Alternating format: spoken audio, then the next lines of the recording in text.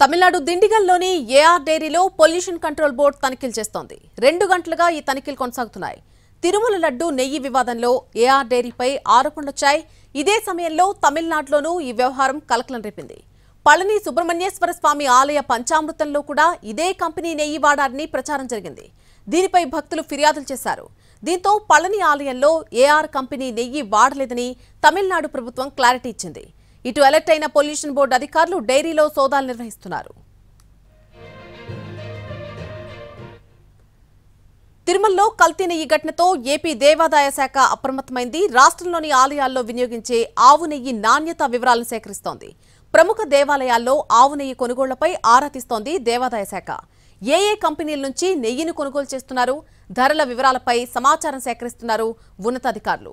ప్రముఖ దేవాలయాల్లో వినియోగించే ఆవు నెయ్యిని విజయ, విశాఖ వంటి డైరీల్లోనే కొనుగోలు చేస్తున్నట్టుగా సమాచారం సేకరించారు. ఆవు నెయ్యి కొనుగోళ్లలో తీసుకోవాల్సిన జాగ్రత్తలపై విధి విధానాలను ఖరారు చేసే యోచనలో ఉంది దేవాదాయ శాఖ.